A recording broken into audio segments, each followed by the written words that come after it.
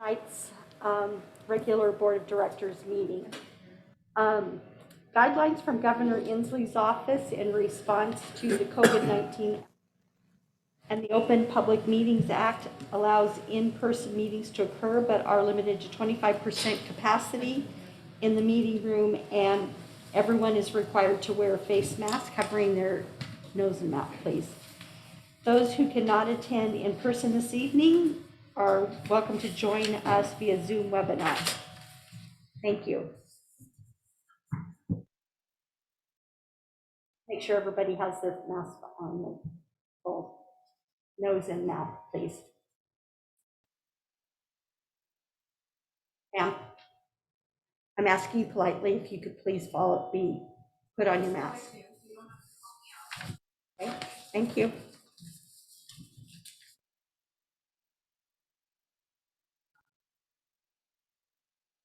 And so now I'd like to ask Director Hintz to. Well, we have to Pledge of Allegiance, right? She threw me out there, Jenny. Okay. That's all right. I'll join us in the Pledge of Allegiance. Pledge allegiance to the flag.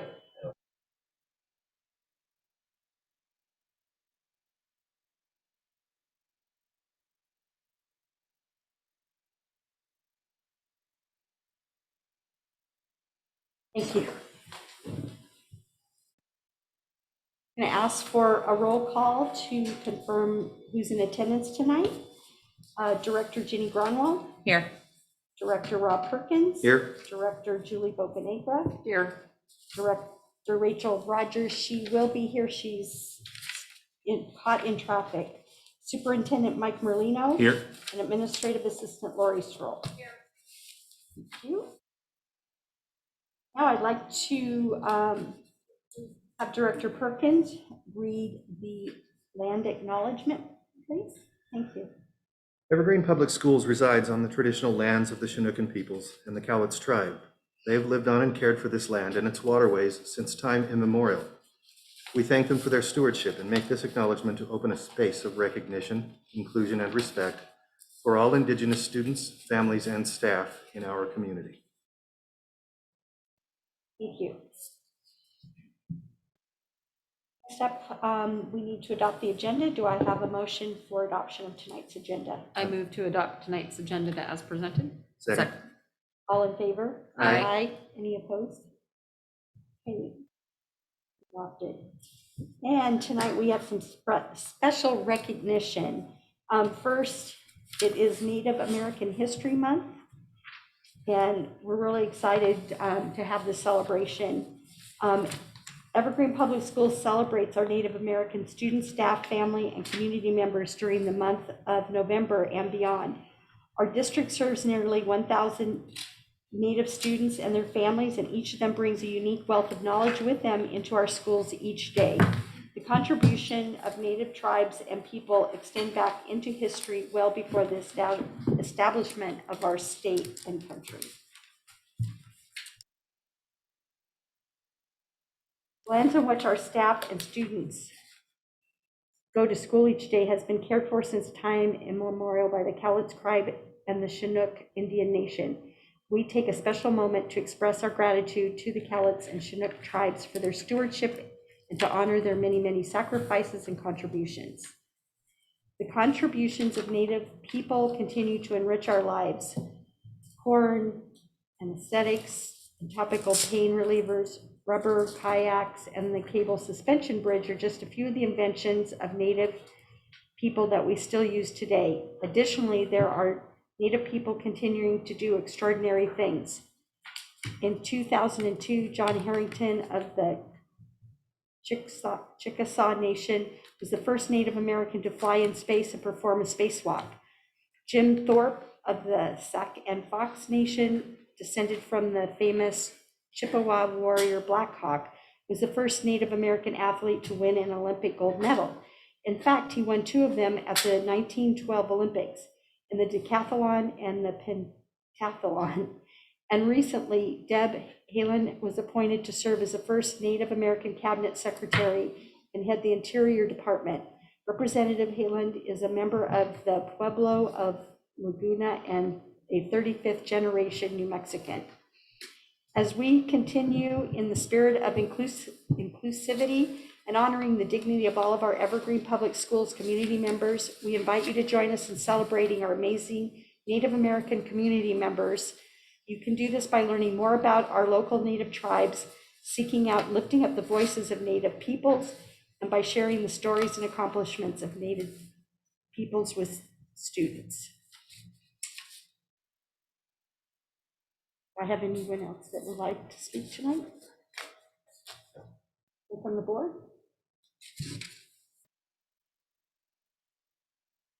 Yes, thank you. Appreciate it. And next up, I would like to bring up Clarissa Hightower. Oh, I did hers already for her. Clarissa, I'm sorry, I took your spot. Now we have the Evergreen Award, Janae.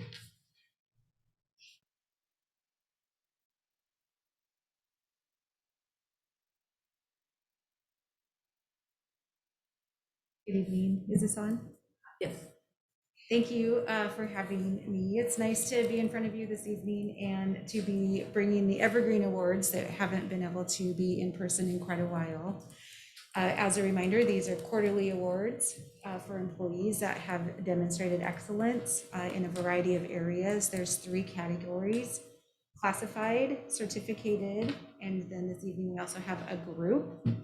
There's a lot of people here, and with the pandemic and all of our restrictions, we're just going to bring in one group at a time. And we're going to start with classified.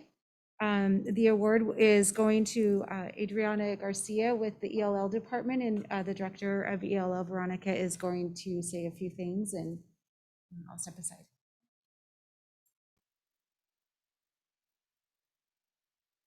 Good evening. I'm very happy to join you this evening to recognize Adriana Garcia, who is our Evergreen Award recipient. Becky Parker, our Family Community Outreach Coordinator from Furcrest, nominated Adriana. And I just want to say that I couldn't agree more with this nomination. Becky Parker is here to share with you her statement in her nomination.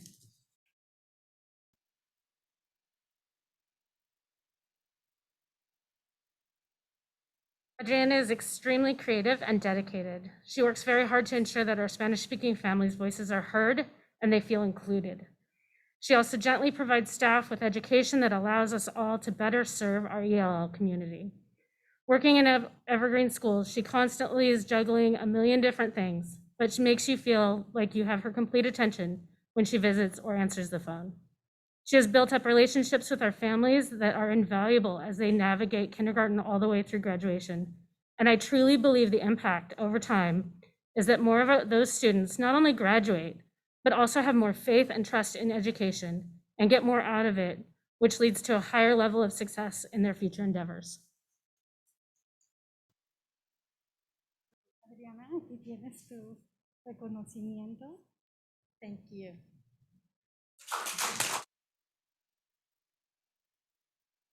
I just want to add really quick that her family is present here tonight, and we need to thank them because without their support, Adriana couldn't do the many things she does for our families all the way in the evening and all hours of the day. So gracias a ustedes por estar aquí. It's my husband, Roberto. It's my teenager, Esteban, and my other teenager, Sebastian.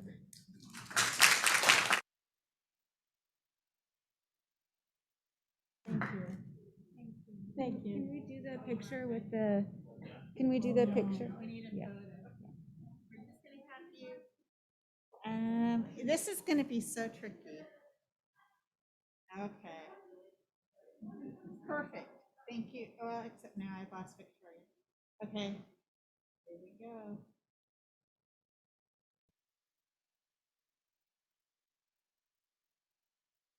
I'm trying. Let me try again.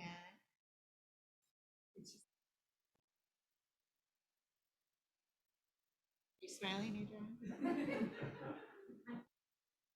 Wait, sorry. Thank you.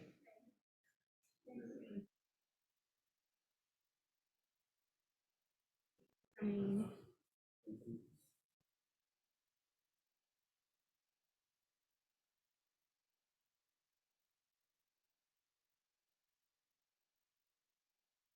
next award this evening is certificated.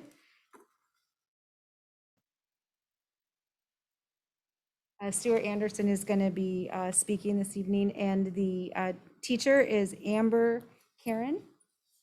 And I'll turn it over to Stuart.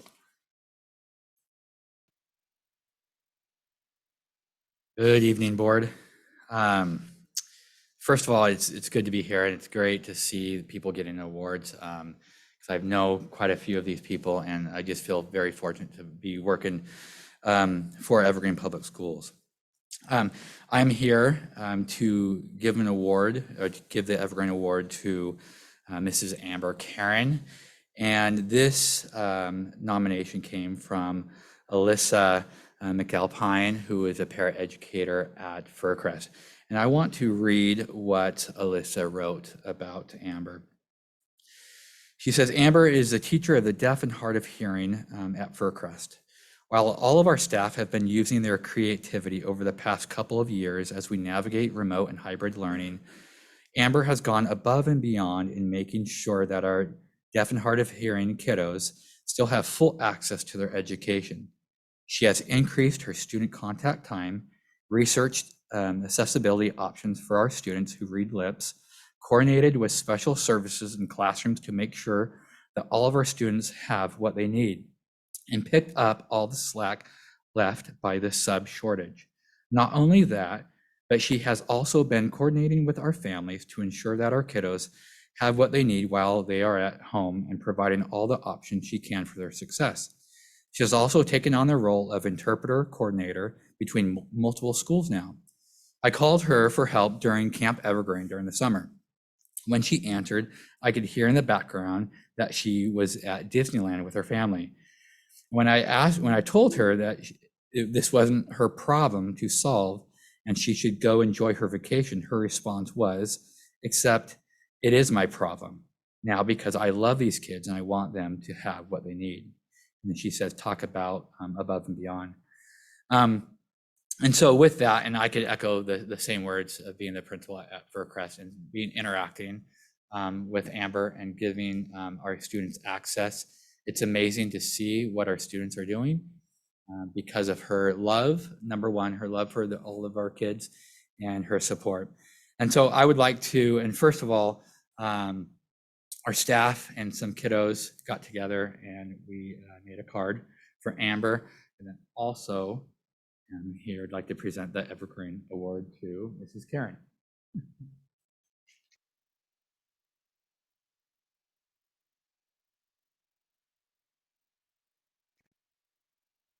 Okay, I'll introduce my family. This is my dad, Craig Bashaw, my oldest daughter, Marissa Karen, my youngest daughter, Cadence Karen, who just made it from a volleyball game, my middle daughter, Tacey Karen, and my husband, Brian Karen.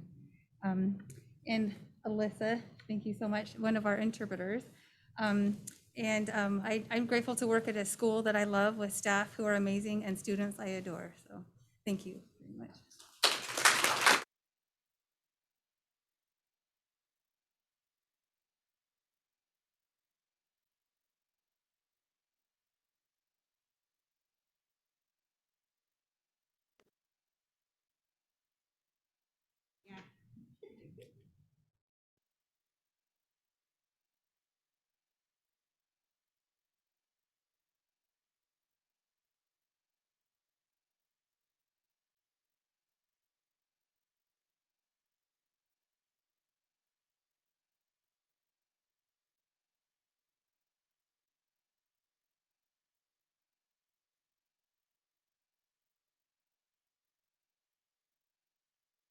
Our next award is a group, the Home Choice Academy.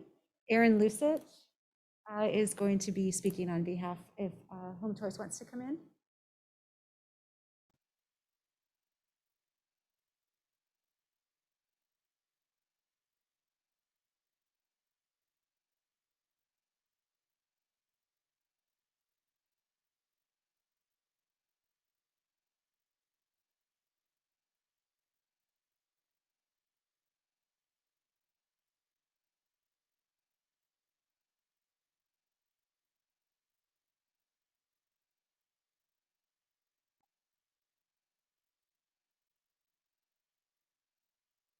Good evening. I am honored to celebrate perhaps long overdue and incredible staff at large, and tonight some very special members of the staff of Home Choice Academy.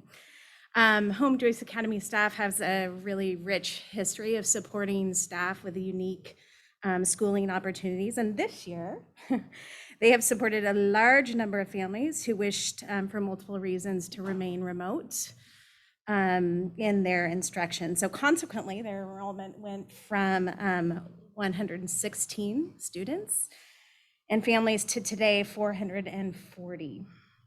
The whole staff throughout this process has shown incredible persistence and flexibility and positive attitudes. And tonight, we want to especially recognize our front office staff of Home Choice Academy.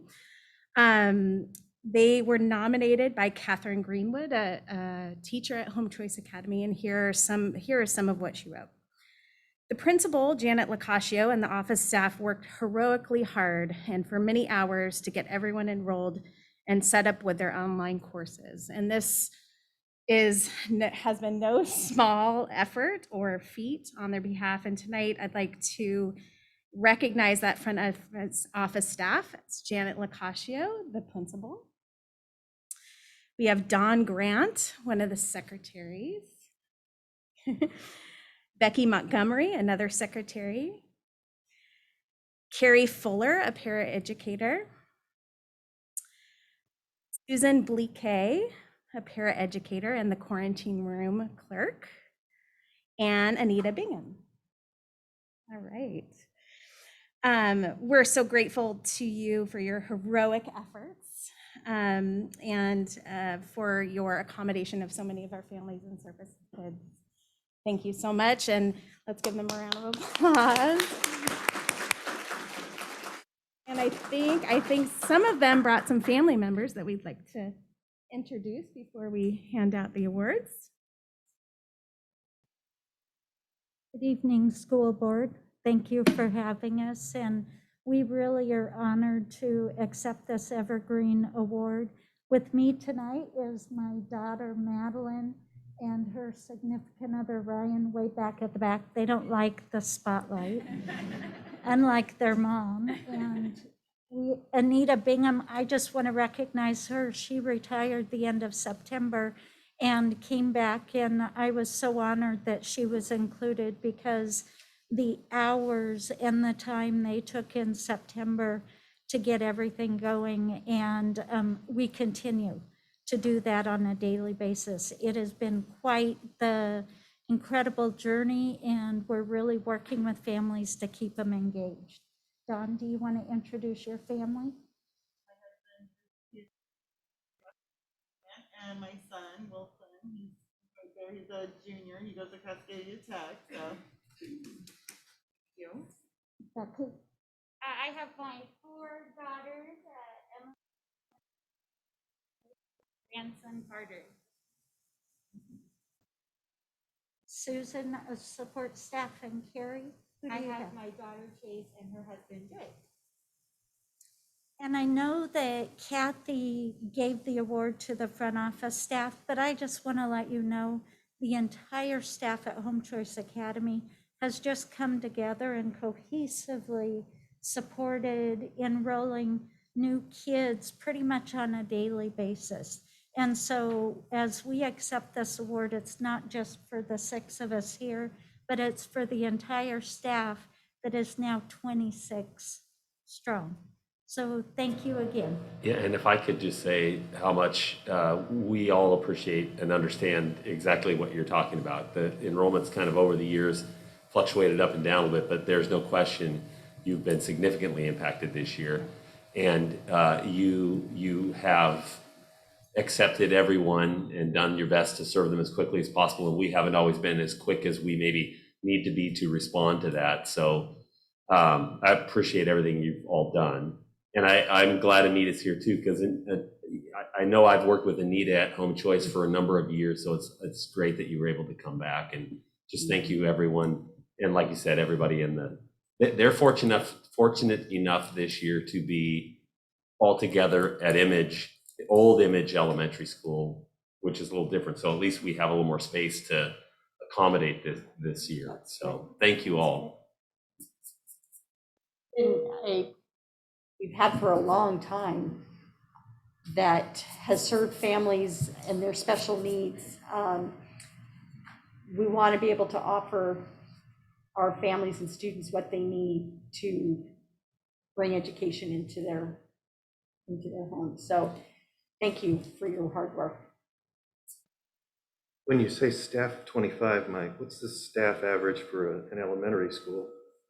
Oh, it's probably a little more than that. I'm guessing if you're thinking about a school of 450, probably in the mid-30s, maybe. So this is a full-size school? this year? Higher, Aaron? When we ask Aaron, Aaron has better. 40? 41, 42.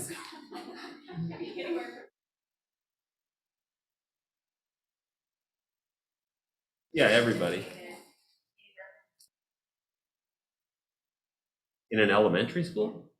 Wow, that seems like a lot. That was kind of my point, to have your enrollment triple in weeks and be able to respond that way. Really appreciate the efforts that you've made and the service you bring into kids and their families.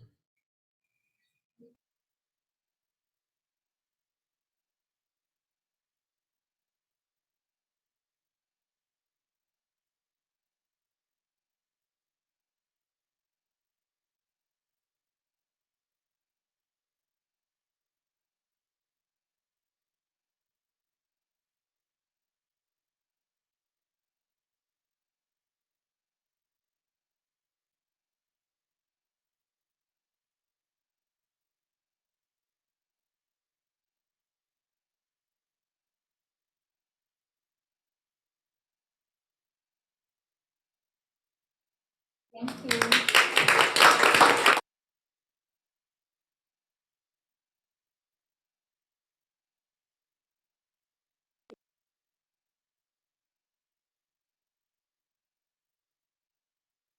And I'm going to call Janae back up to talk about the Contract Service Provider Awards.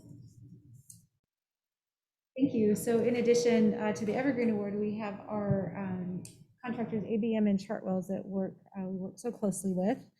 And we are going to begin with ABM. And Dan Britt will come up and speak about their employees.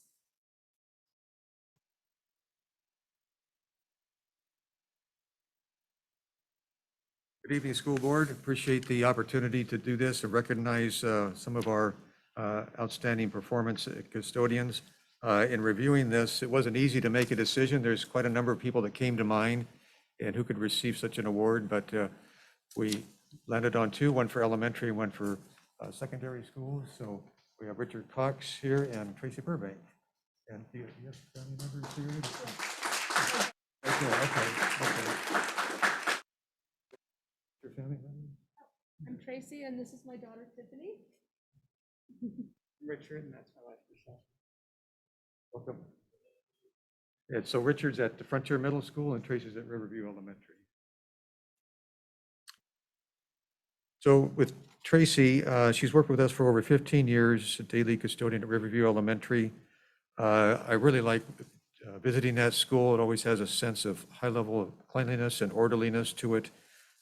Tracy's known for outstanding performance, her eagerness to provide great service for staff and students, and also for going above and beyond expectations and doing all that with a great attitude. So thank you so much, Tracy, for representing ABM so well. So.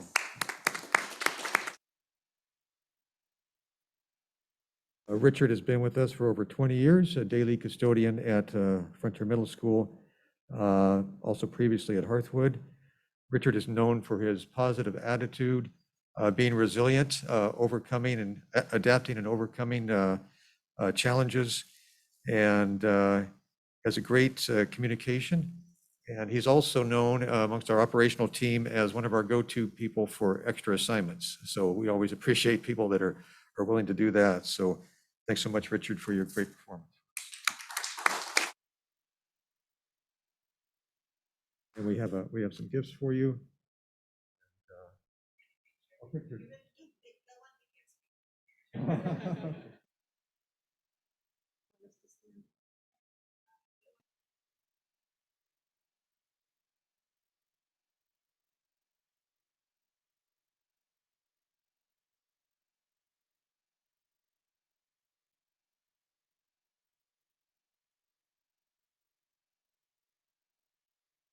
Back here yeah, right.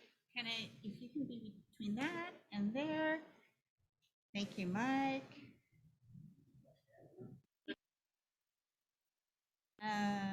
Yeah. You can stand, yeah, between that. I can get it. Yeah, there we go.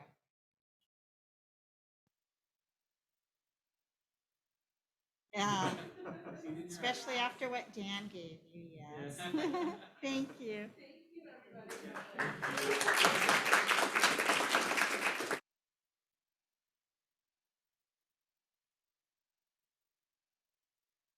Our next contractor award is Chartwell's Distinguished Employee Honorees.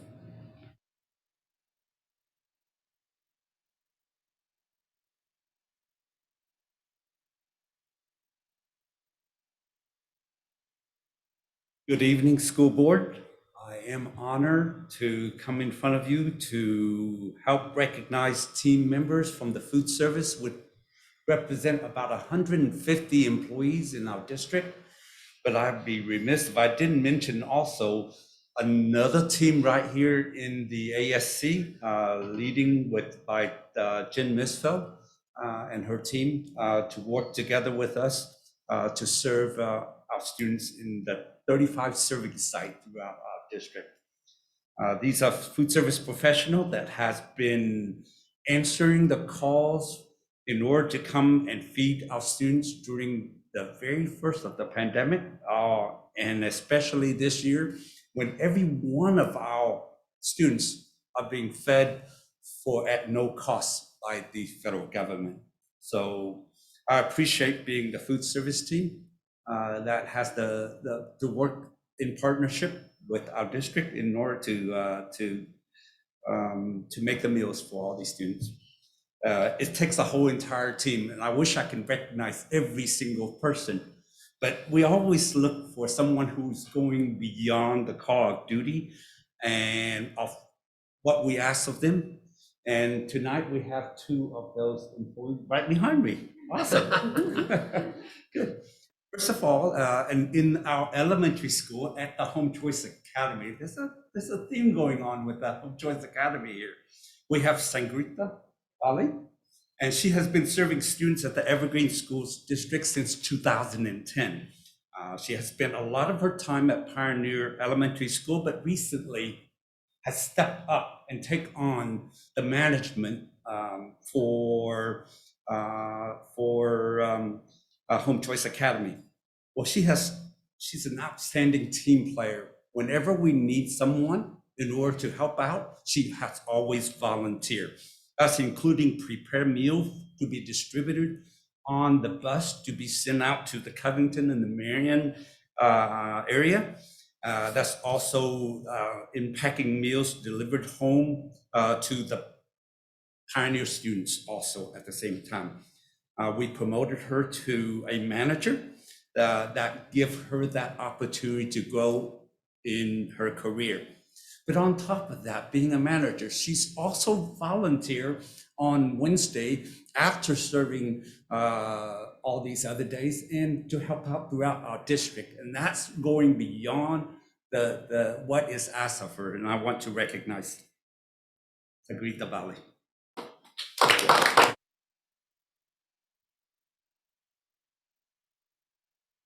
And then, of course, at the senior high school, at the secondary school, we have Kathy Jesters. You know, she's been serving our students since the year 2001.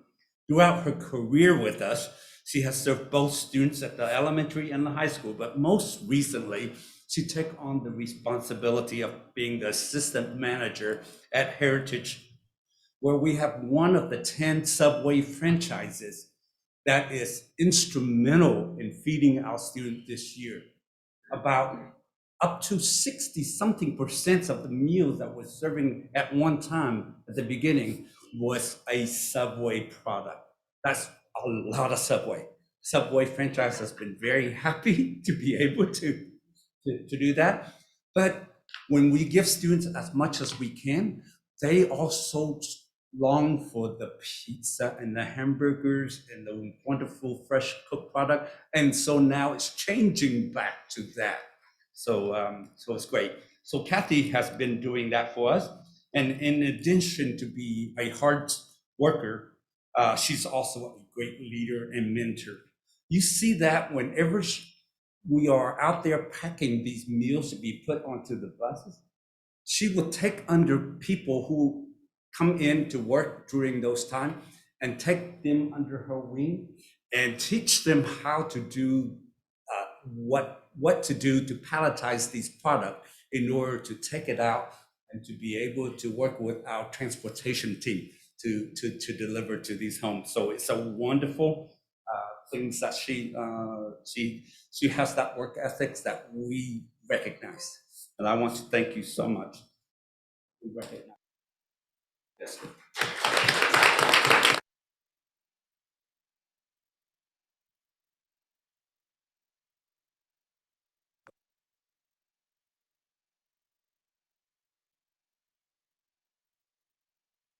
Anything? Elegant.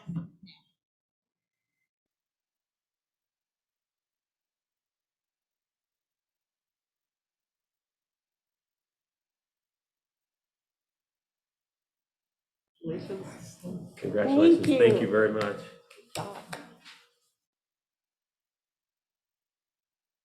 Thank you. Thanks, Janae. Okay, I'd like to call up Shane Gardner, who will talk to us about some exemplary action by an employee of the district. We're very excited to hear about this.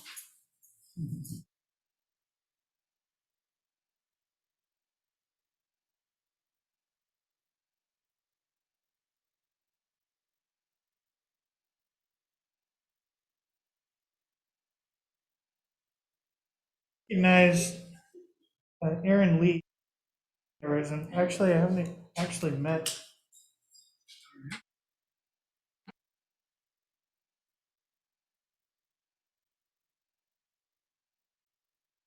Awesome. As the Director of Safety and Security for this school district, every day presents challenges for every one of our employees.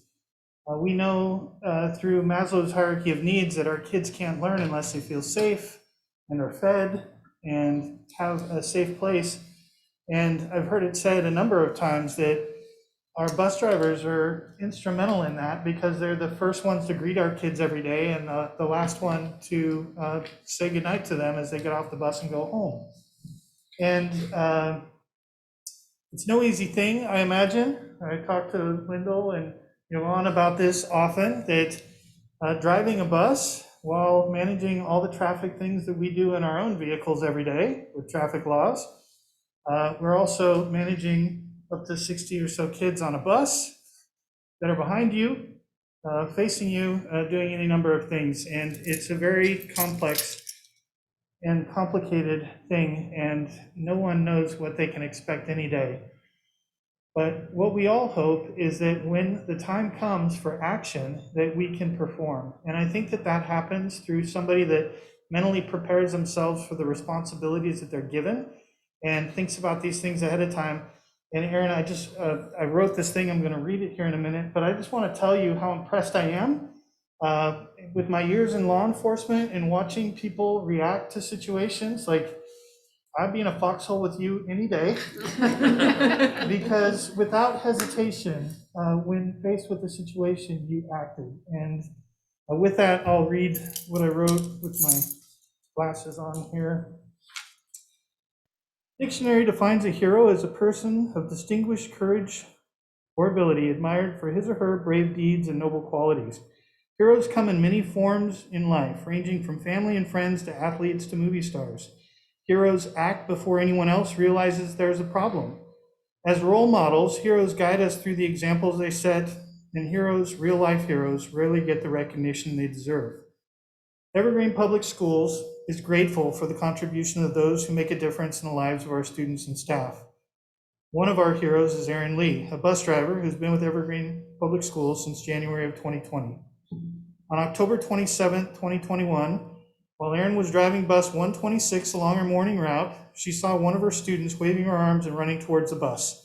The student's demeanor, action, and location were not normal, and Aaron instinctively stopped the bus and opened the door. As the door opened, Aaron could hear the student shrieking in terror and simultaneously realized the man was chasing the student. She quickly closed the door and safely accelerated away from the man who tried to grab the student. Less than a block away stood another student at their usual bus stop. Aaron did not know whether the man who chased the first student would go after the second student, so she pulled up and opened the door and yelled at her to get in as quickly as she could. While she was managing this incident, Aaron also sought to console the student who was terrified. She called her by name, which is a great tool to connect with someone who's panicking. And it's evident that she spent time building relationships with the students who ride her bus. Aaron takes her role as a bus driver seriously. She is the first and last EPS employee to see these students day in and day out. In an instant, she knew something wasn't normal because she knows her students.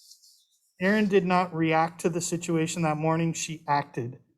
Aaron processed the totality of the situation in mere seconds and acted in the best interest of the students she serves. All the while, she verbally checked in with them and then notified her dispatch of the encounter when it was safe to do so.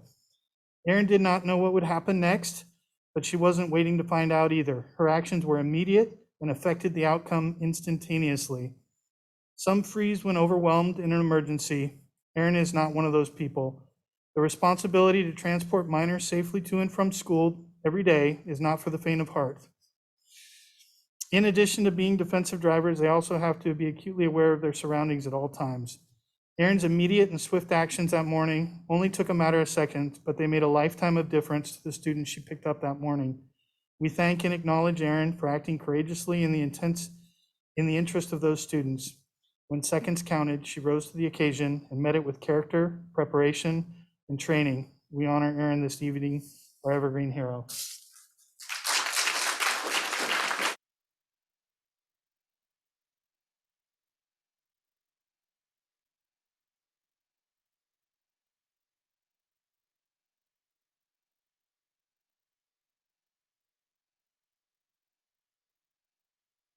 Just a little bit of background if anybody isn't aware that we had a student who was being chased by an individual and exactly what I just read unfolded, that as Aaron came around the corner, it was unfolding quickly. Afterwards, we made a police report and police were able to contact the individual and confirm that exactly that he had acted in a way untowards to the student. It wasn't welcome, and we had great support from Vancouver Police with that investigation as well, but were it not for your swift actions, who knows what the outcome of that could have been. So thank you.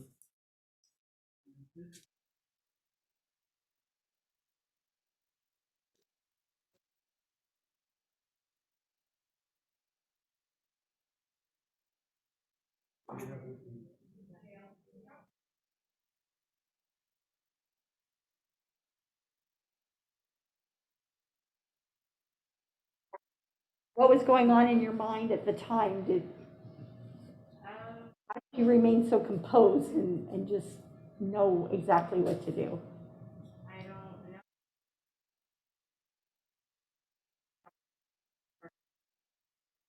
Around the bus and the door needed to be shut as fast as possible.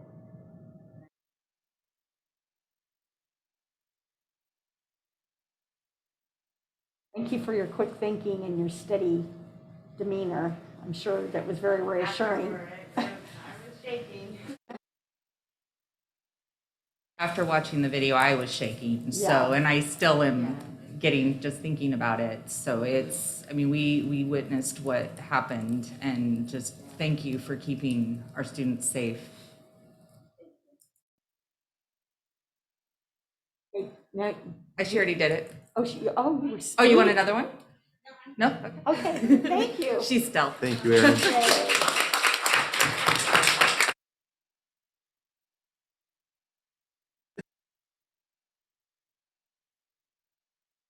I think we have members of the transportation staff supporting Erin, and maybe family members. Is there any family members here too? Nice.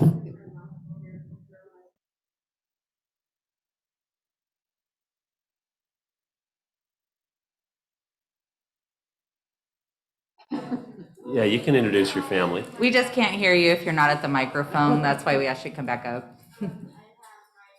Sister-in-law, Kim Rolfing here. My boss, Yvonne, trainer, Cheryl, another supervisor, Doreen, trainer, Nicole, and Ann and Rich are both trainers as well. Great. Thanks everyone Thank you for being for here. coming. Thank you so much, Erin.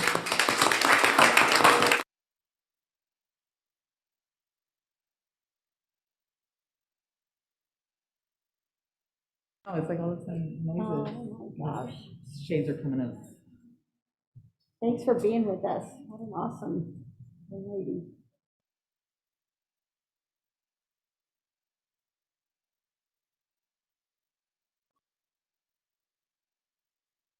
What is our board consent agenda? Do I have a motion for adoption of the consent agenda? Move adoption of the board consent agenda as presented. Second. All in favor? Aye. Any opposed?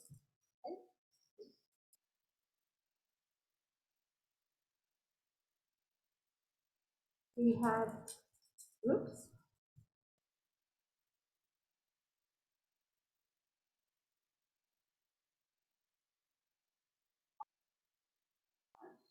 Okay. We have the superintendent's consent agenda. Do I have a motion for? We approve the superintendent's consent agenda. Second. All in favor? Aye. Any opposed? Following that, we have the superintendent's report. Mr. Merlino. Thank you, Victoria. I'll give a couple quick things. The first thing I would mention is that we continue to work. We have a committee working on the strategic plan. We've been meeting since late August, had 6 sessions on every other Thursday night with some parents, with students, with staff members, working on kind of looking at a new strategic mission statement, vision statement. We're getting closer to concluding that process, which the conclusion of it really is getting us to the point where we can then go out to the community and start to have conversations with the community around that. Expect that to happen in January. So really appreciative of Education Northwest who have led us through that process and participated in a number of meetings. We had a Gates grant that helped fund that. The facilitator, that's gone real well. Excited to be able to do that after the first of the year. You know, I think tonight is a great night to have an opportunity to honor a lot of staff that we have in our district that go above and beyond. And what's unfortunate is that we can't honor everyone that's going above and beyond, because I feel like every day, everyone that works in our district goes above and beyond. The conditions that we're working under at a very difficult moment in time, bringing students back to our school systems, which has been fantastic and everybody's excited about. But their absence for a year and a half and being at home certainly has made the adjustment to bringing students into the schools much more challenging than what we might see if we looked at bringing kids to school 5 years ago or 6 years ago. So I'm just really appreciative of all of our staff. I know over the last 2-3 months, I've been able to get out to every elementary school, talk with principals, kind of go through the building, observe various things. I'm just so appreciative of all of our staff that we have, everything that they're doing on a daily basis, knowing the struggles that we face on a daily basis. And important, I think, for us to get feedback from our building staff members and kind of share their views. We talked this morning in our leadership team meeting about a survey that we'll kind of share with our staff, just get some feedback on how people are feeling about the year and how things are going, what options might we have that we can do to support our staff. So I think appreciate so much and are so grateful for the students being back in school and our staff and everything that they're doing to support our students. And we want to try to do everything we can to make the transition through the year as smooth as possible. We have, over the last several, I think I mentioned, I've been to 9 schools in the last couple weeks. Last week, some of the board members had an opportunity to tour Y-East and Mountain View, may be able to share some of your thoughts around that. Unbelievable work going on the construction end of things as well in the district. Had a couple of meetings over the last couple of weeks with some citizen groups and business groups around the levy resolution that we'll talk about, just looking for as much feedback as we could, getting us to this point. And then also they will continue with the conversation around the skilled trade centers. So there's been a lot of stuff going on. We had this afternoon a webinar with Superintendent Reichdahl. I think a lot of districts are interested in understanding whether the State Department of Health is planning or the governor are planning any updates to any of the guidelines that we're working under with respect to masks, vaccinations. He again spoke very strongly about that there wouldn't be a mandated vaccination for students this school year. Did not see that happening, does not see that happening at all. He does not see change to the guidance with respect to masks. I think that the feedback that he's receiving from schools is the contact tracing and the masks that with the vaccination levels we have in our buildings across the state, that there needs to be some consideration for some relaxation of that. I think what he's hearing from the governor and the State Department of Health is that the case levels are still too high and we're not at a point in time where they can make that recommendation. He said we won't hear anything likely until January from anyone. So we will continue to work. One thing I am really happy with, it feels like the first month or so, month plus of the year was just getting into the routine of getting back to school and our kids and our staff kind of regaining the stamina of being away for such a significant amount of time. We're having more conversations about not that the instruction wasn't going on from the beginning, but we're getting more into the professional development in the buildings and the PLCs and the work that's going on. So it's a different new normal, but I think we're starting to adjust to that. So really appreciative of our staff.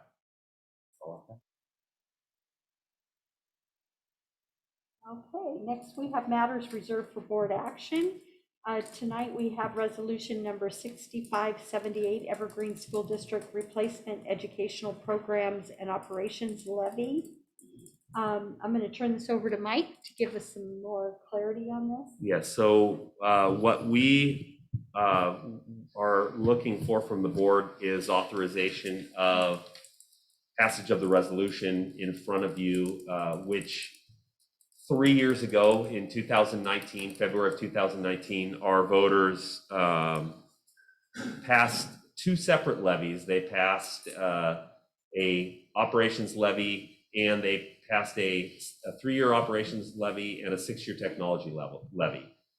Now those percentages were 51.61% and 51.67%. So again, levies are 50% passage, bonds are 60% passage. So we passed both of those. The 3-year levy proposal is expiring in the 22 calendar year. What we're looking at is an election in February to extend that. And what you have in the resolution is a 3-year levy replacing an expiring levy. So it's a continuation of the levy that is existing, and I'll speak a little bit about the rates that we're looking at with respect to that. In 2019, when we passed the levy, we had a couple things I think that impacted the percentage. One was we had passed in 2018 a bond, the largest bond in the history of the state of Washington, $695 million. And then the next year we were coming back with a levy. And I think that was confusing for people to say, why am I just did this? And there was some skepticism at that time. The second thing was In the fall of 2018, of course, we had the strike, and there was just still a lot of angst, I think, throughout the community at that point in time. As we look forward to where we're at right now, some of the things that we're facing are listed under the 2021 enrollment decline. We have seen an enrollment decline as related to COVID. We've talked about that extensively. Over the last 2 years, we've lost about 2,000 students. Levy equalization is a funding revenue source that the state historically had basically looked and said, in your community, value-wise, how do you compare to the rest of the state? And if you're below the statewide average, the state of Washington would provide equalization funding to make the tax burden on local levies less impactful because of the lower values. The next slide I'll show you in a second will kind of show the fact that our equalization, where we've had high dollar amounts, that number is now declining. With the new McCleary formula, it's a new formula that has less to do with values and more to do with a dollar amount per student and how many kids you have in the district, which is why the enrollment decline is affecting us. We have federal ESSER funds that we received to respond to the COVID impact to kind of help us through.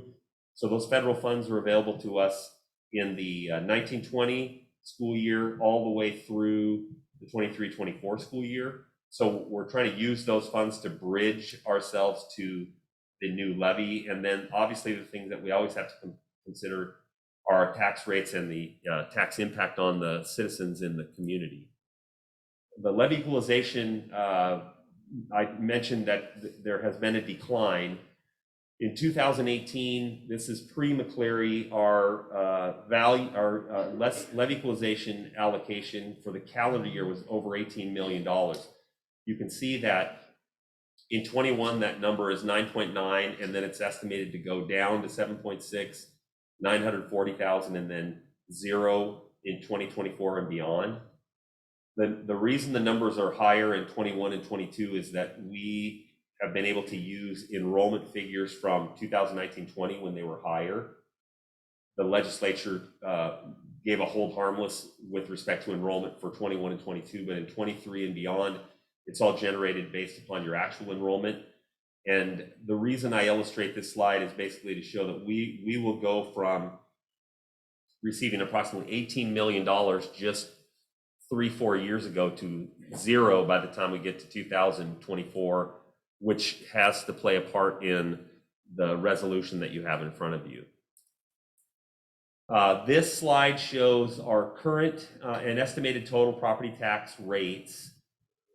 In 21, the bond rate that you see, the $1.76, when we passed that bond in 2018, we promised the voters that our tax rate would remain flat or go down. What you're seeing there is that $1.76 is where we were at, and we have maintained that rate for the first, since from 19 through 22. The technology levy, which was authorized, is right around 42 cents. Our operations levy, you see at $1.72, and then eventually bumping up to $2.12. So what you have in your resolution is, as our bond rate declines by 40 cents roughly, our operations levy would increase by the same amount to allow us to increase our levy and offset the levy equalization decline and the fact that the ESSER funds will decline over time as well. But doing so, allowing us to keep our total tax rate at that $3.90 or $3.89 over the 4-year period. So what basically you see are the amounts in the resolution for 23, 48.5, 56.9, and 59.7, representing an increase in the operations levy rate per thousand, offset by a decline in the bond rate per thousand, leaving the overall rate total. Now that shows about a $21 million increase in revenue over a 3-year period, but when you actually use the levy figures with equalization over that period of time, it's actually about a $13 million increase that we see from 2022 to 2025. And that reflects, again, the reduction and ultimate elimination of any levy equalization funds coming our way. So this levy at the present time makes up about 12.3% of our yearly budget. That number will likely go up to 15, 16% as the number increases. Provides critical and necessary programs to assist, enrich, and provide successful educational opportunities for all students. Allows us to attract and retain the best and brightest staff members, and maintains the current property tax level while maximizing return on investment. We as a district, our role in the levy obviously is passage and then providing as much information as we possibly can, which we will do. It's our belief that we need to get in front of as many groups as we possibly can to help explain the replacement levy, that it's not a new tax, that it's a replacement of a expiring levy.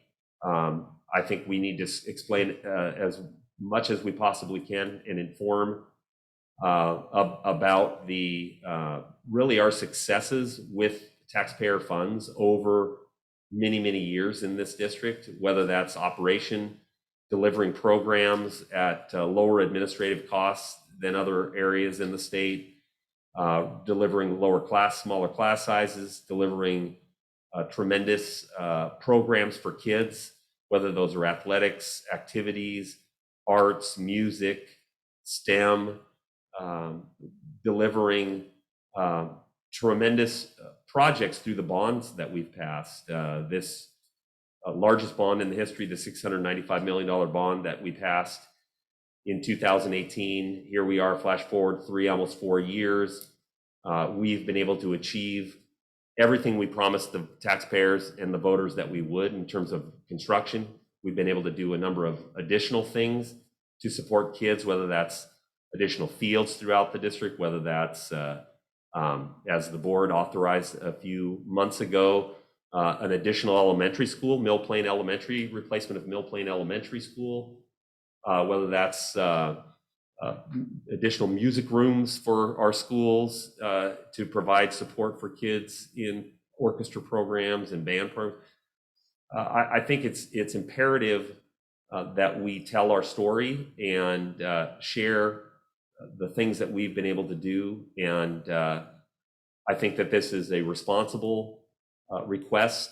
We could potentially have asked for an increase of maybe 20 cents before you got to the lid, I think, beyond what we've got here. So we're not asking for the highest amount of money that we could receive, but we are asking for an increased amount to offset the levy equalization and be able to maintain the programs that we have in our system. So that's what you have in the resolution in front of you. I'm happy to answer any questions you might have or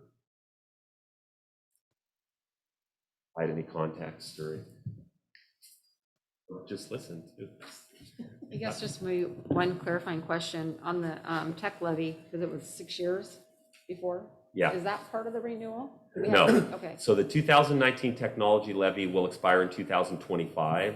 And so we're looking at a 3-year levy here, so that the 22 levy would run for 23, 24, 25. It would expire at the same time as the technology levy expired in 2025. You have the ability to run an operations levy for 1, 2, 3, or 4 years. If we ran it for 2 years, we would renew that in 24 and then ask for a renewal for the technology potentially in 25. We just think it makes more sense to line those up at the same time. So that tax rate that you showed us at the 389 includes the tech and It's the bond rate, the technology rate, and the operations rate, all 3 of those levies, correct? Perfect.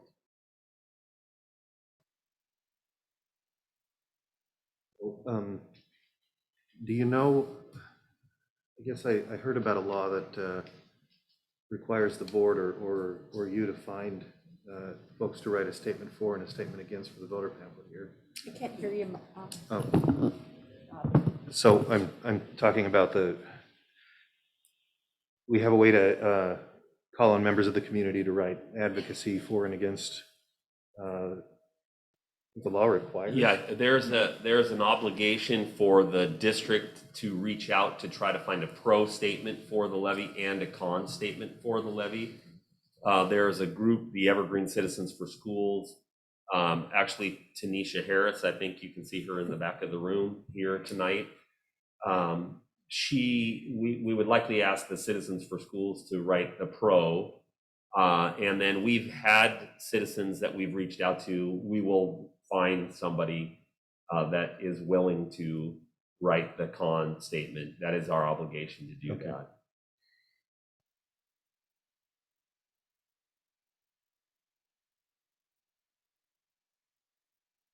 And then that ends up in the voters pamphlet is where that gets published. Do you have any questions? I'd like to open it up for questions or comments from the audience.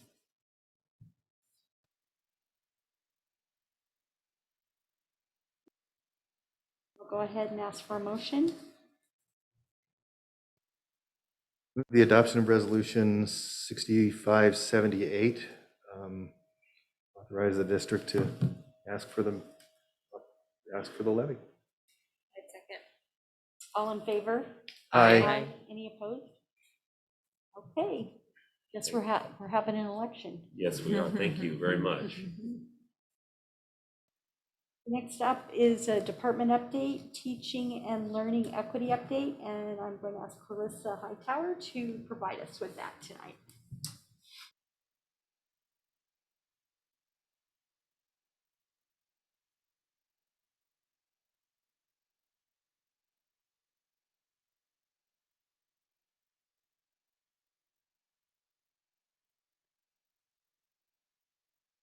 I'm going to begin with the teaching and learning portion of the update, but as a reminder, our teaching and learning efforts are centered in equity. And so even as I'm sharing this with you, there are portions of equity within that.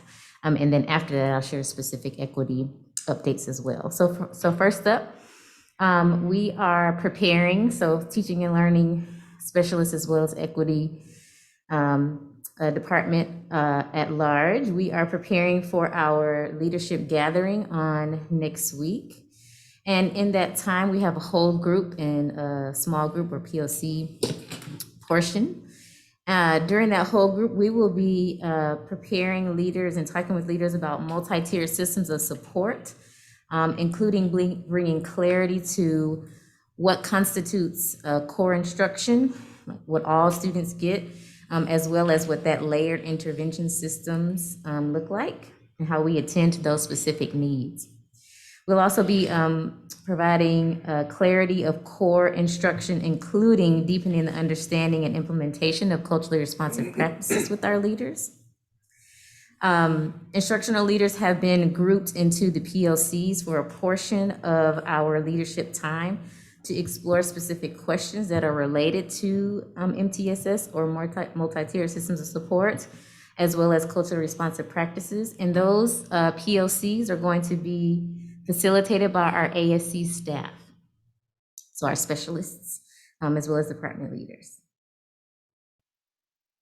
Speaking of tightening up our core instruction, we are in the midst of the third year of our Fontes and Pinnell classroom implementation at the elementary level.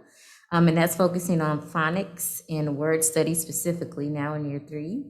We're also piloting an elementary math curriculum as we plan to follow the elementary ELA adoption with a new and much needed math adoption.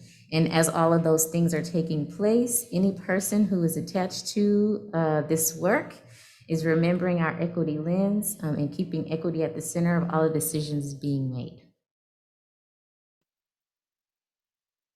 For our equity update, so equity in facilities, in partnership with Mahalem and Espousal, our STEM Accelerator project aims to bring more diverse students into the STEM career paths by providing them with an opportunity to be leaders in the design process of the project and providing input on what would make this program appealing to diverse groups so that that appeal can be reflected in the program and in the building, the actual space, the building.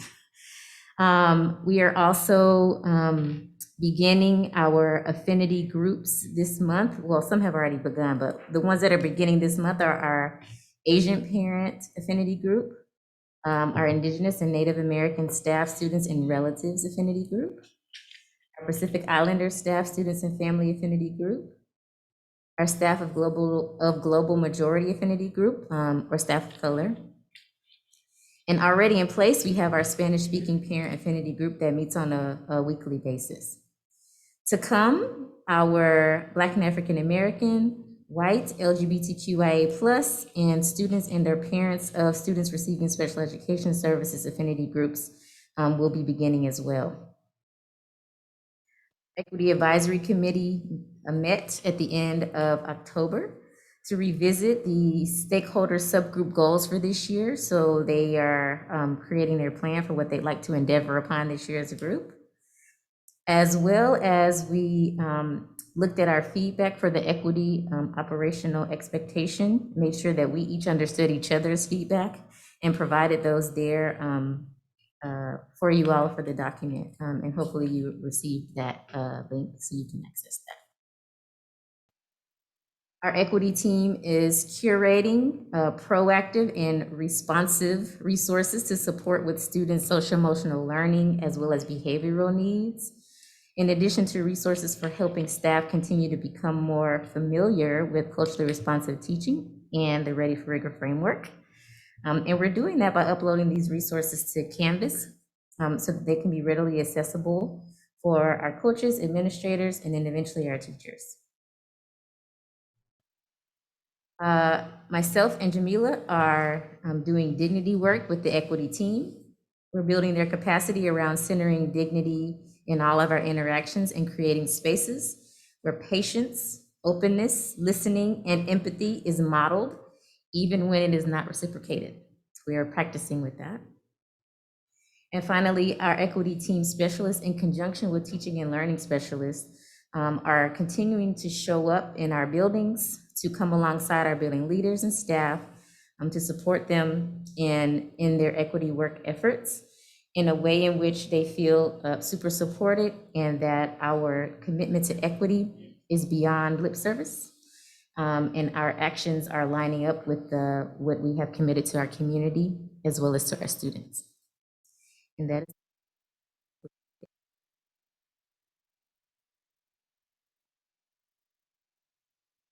Clarissa, where can the feedback from the OE equity policy work be found? it's a Google Doc link. And so if we can share the link with the board, you will have access to the comments made by our committee. Thank you.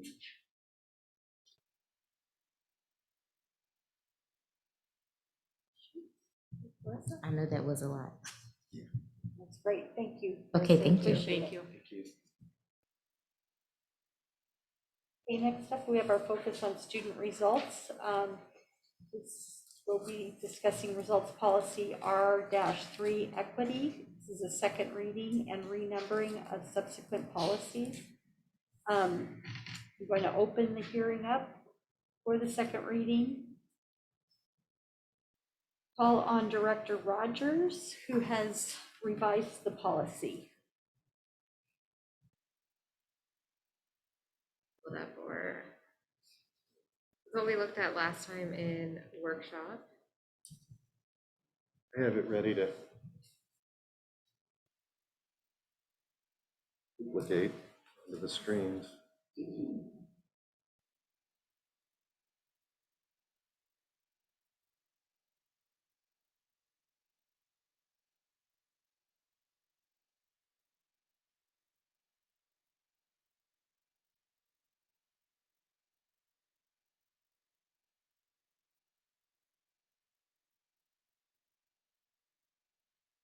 No changes since we discussed it a couple weeks ago at our last meeting in workshop.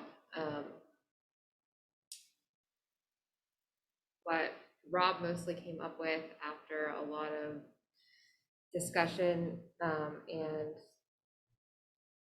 input from community members, stakeholders in our equity group. I think that it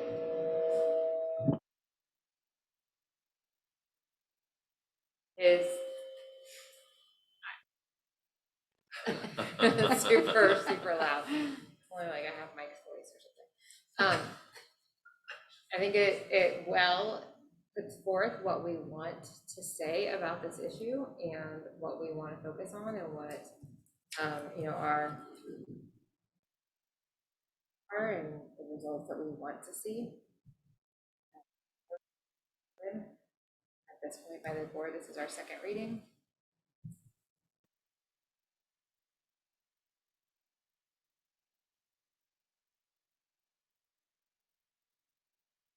I have on here that Director Perkins is going to give a summary of the revisions. Is that the case? I was gonna say, Rachel, it seems like she just did. Yeah, I think she just did. I'm just The going summary by is, we had our conversations around what we learned about the word respect and modified it according to the feedback that we'd gotten from community members and from staff about how it should look in order to maintain, well, climate, where did I put the document? I think this is right. The climate of dignity and compassion that we're looking for. So as with Rachel, no one has approached me asking for changes from that adopted language, and what we need to, I think what we need to do is vote to replace the previous language from first reading with this language, and then vote to adopt the change.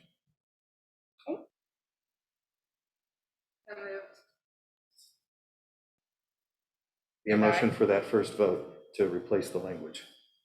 Second. Okay. Now I'm going to call for audience questions and comments. Do I have anyone who'd like to I'm trying to get this back on the screen.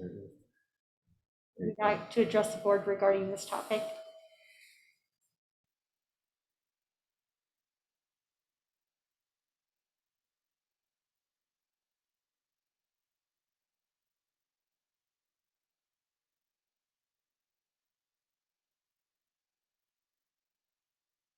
A motion on the floor.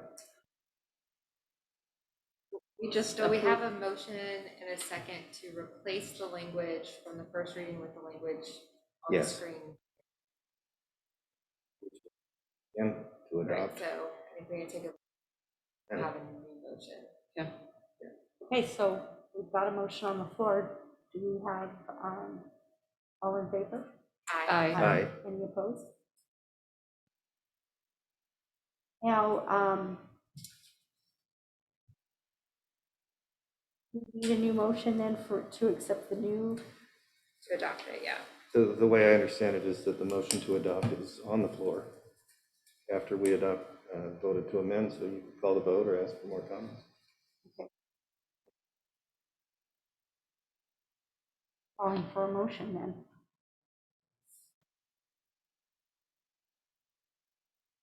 You don't need another motion? Nope. That's what we've got You here. just need to vote. Or ask, Okay. or maybe Or- make comment. Yeah, more right? comments or questions. I have a comment. Okay, thanks. Tonight's a night of celebration, and this is equally exciting, well, maybe not as exciting as some of the heroic efforts of our employees, because that was pretty great.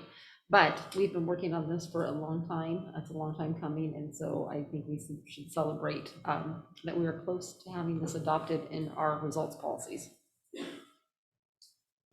I was in a WASDA meeting today. Ledge reps learn. We're talking about graduation requirements. They asked for just like an open mic to talk about it, and I was able to tell them about the process we went through. People really appreciated hearing about how the community was able to add their input and to help us make a better result than we might otherwise have had they stayed silent. I appreciate that. I'm appreciative that we've gotten to this point finally. It feels like it's been years and years. But I feel like the work has been good. I think it's respectful of all of our students and our families. It doesn't exclude anybody. It also doesn't prefer anybody. And I like it that all of our kids should be able to come into our system and feel like their needs are going to be met. and that they're going to get the best education that they need to be successful in the world.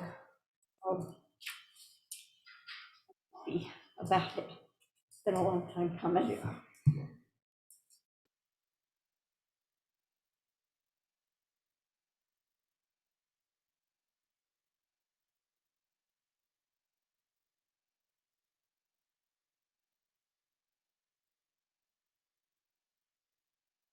The vote?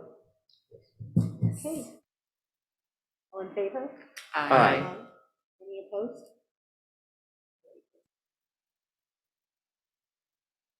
Policy R3, equity and renumbering or subsequent policy is approved as presented.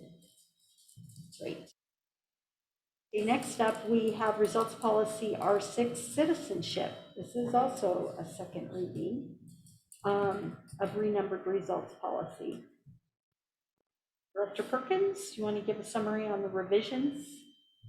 So in our workshop last time, we had, there's a little feedback coming through there. We had a really good conversation about what should go into a citizenship policy and recognized, I think, that there's a lot of work to do and a lot of community feedback to gather just based on the initial feedback that we got in first reading. So what's coming back to us here, screen to the right size, is the text from the proposed first reading without any other modifications. But I think also with our board commitment that we'll schedule that work for the coming year. It removes one of the lines, I remember exactly what the wording is. Demonstrate cultural competence is removed from the citizenship results policy because an enhanced version of that is in the equity policy that we just passed. So at this point, I'm recommending that we proceed with the adoption of this language change as presented from first reading forward. Okay. I'm going to call for audience questions and comments.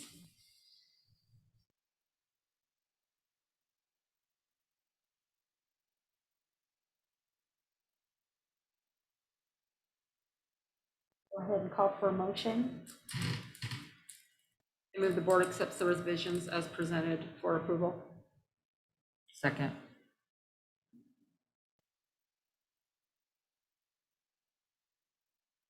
Or the board can ask any questions. I think there was an online question. Oh, okay. Okay, thank you.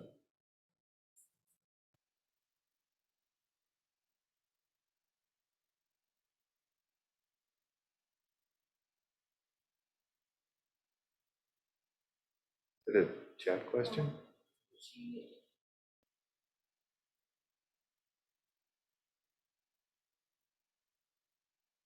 And it's set into motion. That's part of what we're dealing with our strategic plan. That process is, we'll have that all fleshed out at that point. And we would certainly welcome anyone in the audience and out in the community to participate as we get the feedback on that.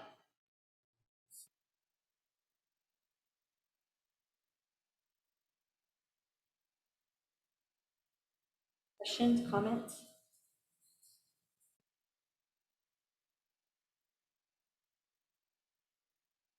We'll now take a vote to accept the revisions presented and move it forward for approval.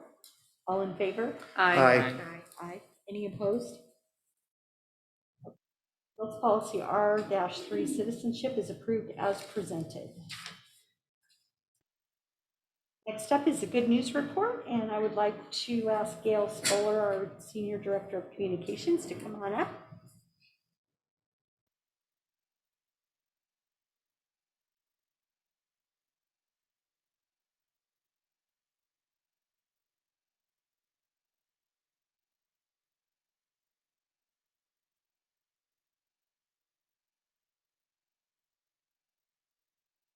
Here we go with your November good news. Legacy High Schools welcome back PAL mentors as part of the Prosper program. The mentors assist students with goals for the future as well as actionable steps for to to work toward achieving those goals. CTE students from Heritage, Mountain View, and Union High Schools designed and tested model vehicles to determine crashworthiness. Admirable for teenagers, especially those getting ready to drive. So the top designers came from students at Heritage and Mountain View. We are so delighted as we welcome volunteers back into our schools, like our PAL mentors, as well as our art discovery volunteers. They've been busy back in our elementary schools. Here they're working on some projects at Sunset. This group was also featured recently in a Columbian news story.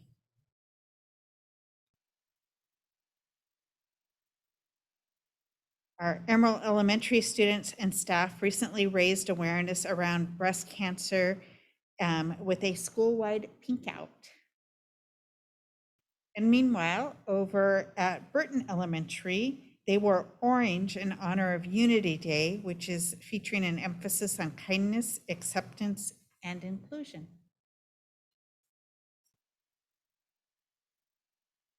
Heritage High School Skills USA team collaborated across the world with a team from Australia's Mater College. Not only did they share portfolios, but information on interesting local attractions and differences.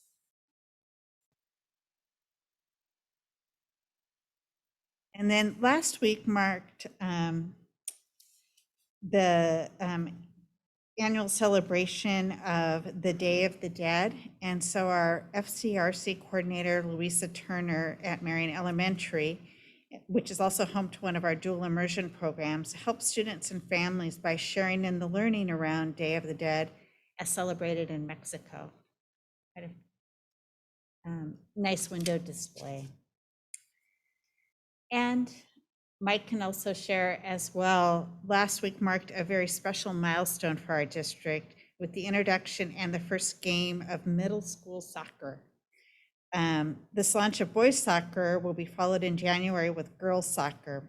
It was the most requested sport by families and students to be added at the middle school level. And that is your good news for the evening.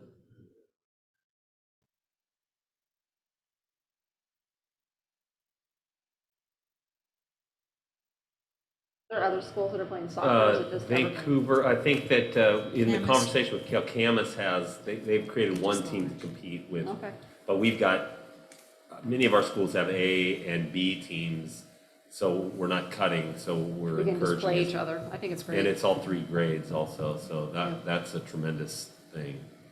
It is really nice. More That opportunities. is wonderful. I hear soccer's a popular sport. That was response to feedback from, like, as Gail's saying, asking kids, but trying to get more students that haven't necessarily always participated in extracurricular activities to have a sport that is a sport that appeals to them.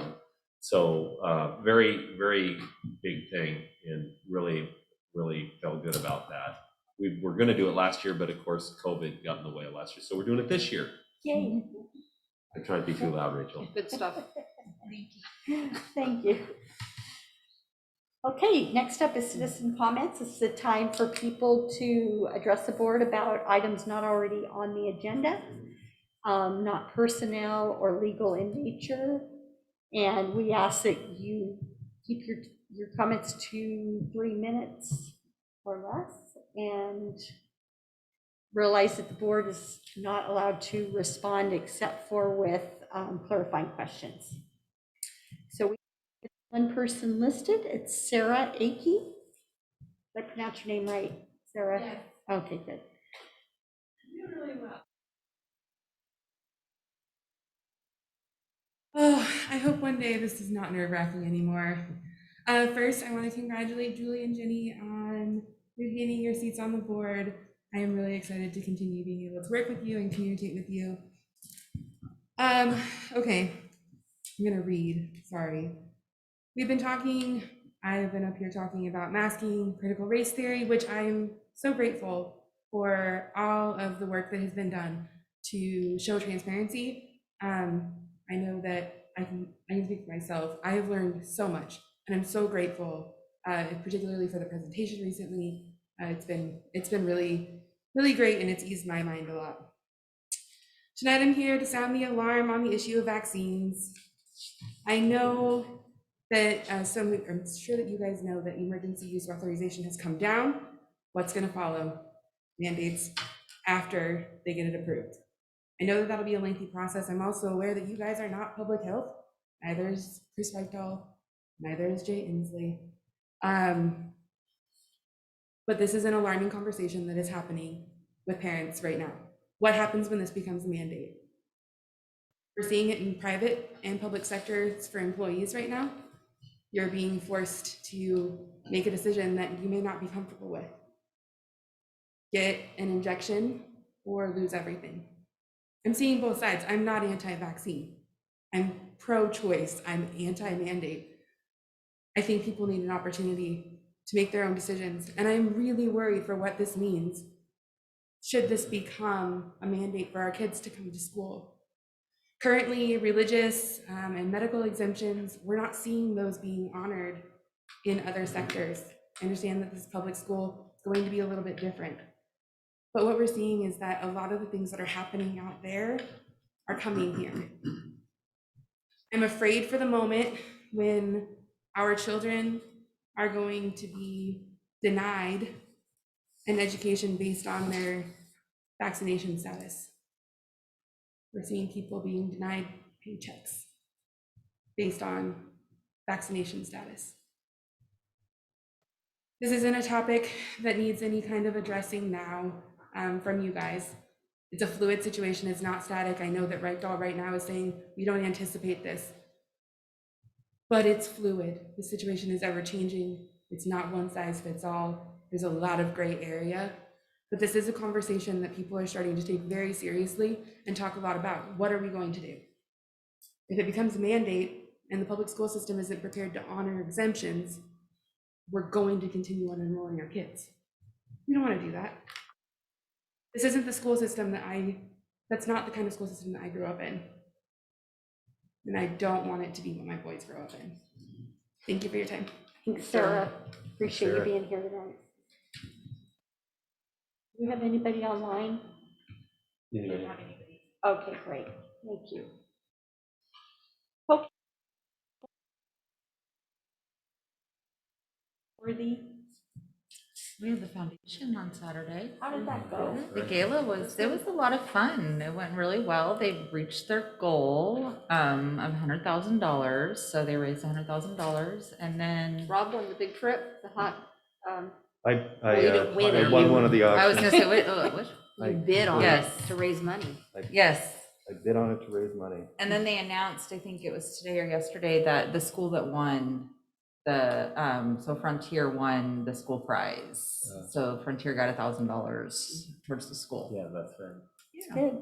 It's good. Yeah, I'm glad that they still were able to, because it was scheduled in October, right? Yes. And then they delayed it to November, but we're still a little bit behind in the timing, but it was nice to see the students get recognized for their scholarships that graduated last spring, and they did their video, most of them from the college that they were attending. So that was really nice to see, and see the progress that the kids are making, and know that the foundation's having an impact on our students. I was monitoring all the comments and stuff, so I make sure that it was kept going, and Nice. yeah, that was fun to see what everybody was talking about and all the comments about all the great trips. And they actually ended up selling 2 of the big trips, one to Jessica Chudik, and then I don't remember who was the other one. I think Jason Moore. Jason Moore, yeah. Who was the teacher of the year a few years ago. Yes. And okay. then did Dawn? Don There Harris was- won something. I think Oh, it Dawn- was Dawn. It wasn't Jessica. Jessica won. There was something else she was bidding. I think she was in the bidding, but you're right. I believe Dawn, because I was going to text her and say, girls trip. Leave Charlie at home. I want to recognize Rebecca Bayfus for the work that she does on that. It's been kind of a skeleton crew over at the foundation, and she just continues to, work with the sponsors and organize a successful event. And Craig too. He did a fantastic job. He's amazing at that. He cracks me up. I don't know why, but he's just so funny when he's on the broadcast. He's the best telethon And host I've ever seen. I have to say, because I think it was Friday night, I watched the sports news when he was doing the Friday Night Lights. Friday Night Lights. It was pouring down rain on him. And he did not miss a beat. And then the next night, he was right there doing the live auction for the foundation, so. And also the kudos guy to from him. the Wolf, is that the radio station? I think so. Danny? Danny Yeah. Dwyer. Yeah, I mean, they both were amazing. They really were. Well, I was quite surprised yesterday when I was on hold with transportation to realize that Matt Griffin's our hold music or our hold voice of "Thank you for holding. Someone will be with you shortly." So every time he'd like clip into the music, I just started laughing because it's like, oh my God, that's Matt. He's got a good voice for. He does. those It's kinds like, of I'm like, recordings. okay, maybe I It's should great. meditate. That was the most fun in a Zoom meeting that I've ever had, and I think their auction online interaction system is actually better than WASDA's. We had our General Assembly. Not that it wasn't good. Foundation just found a better one for their purpose. It was the same one they used last year, which was really worked really well for them for the Yeah. online. So, but yeah, they went online because their in-person got canceled. So that's why it went pushed back another month so they could refocus. It was worthwhile to go. I really appreciate the last minute invitation because that kicked me out of my complacency to go attend, and sure was glad. We had the General Assembly from WASDA and attended there over the course of 2 days. There was a lot of voting going on, so WASDA has now accomplished its General Assembly task, and the legislative and permanent positions are now set for the next year. When we go into workshop later on, I'll show you the document with the 15 highest priority positions that I picked out from discussing things with Mike a little bit, and also just reflecting on our results policies and our operational expectations policies. Unfortunately, their schedule just made it so that it was too late to actually discuss this in a workshop. It just happened then. He gave us like 7 days, and so I did the best I could. And the document will be there at workshop. That's why you're the ledge rep. Okay, Right. yeah. Okay, thanks, Rob. Yeah. What else did we do? Julie and I and Mike were at the strategic planning meetings on Thursday nights, and this last one, we really got a lot done. Yeah. I feel bad we're going to be gone for the next one. Thursday. The next Thursday ones will be at the conference.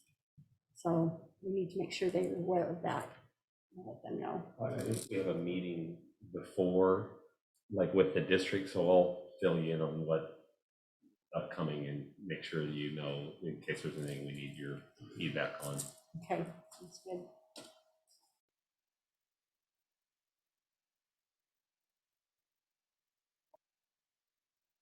Future agenda items we'd like to add to the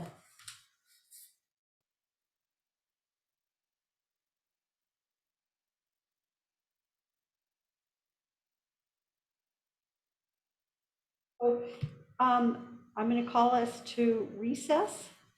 It's 7:06, and we'll sign documents and return for a workshop on legislative updates, board policies.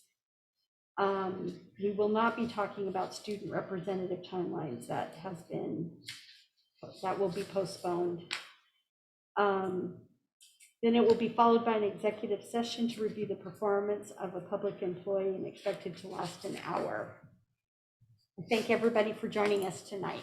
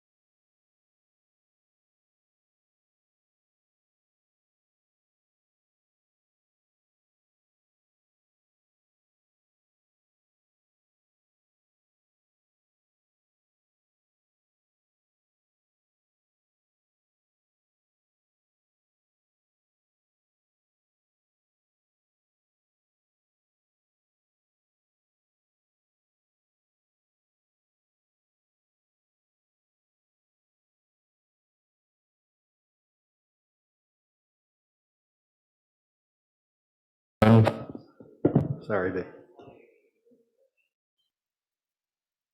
Back to session here. First up, we have some legislative updates. Yeah. Our legislative representative. Put this over to the, okay. Someone could switch the screen. Are you plugged in? Yes, I am.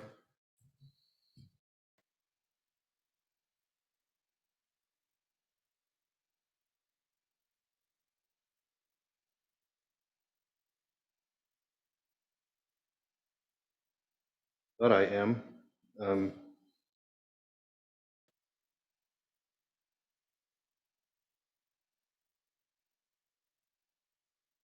As far as I can tell, it's hooked up and duplicated, so.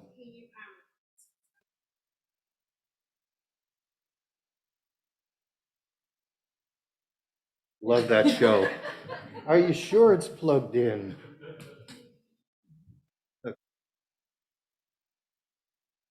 Duplicate. This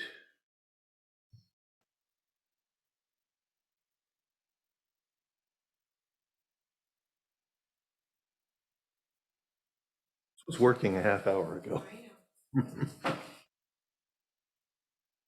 They kept saying it's nice when you plug it in and it works. Yeah, we spoke too soon.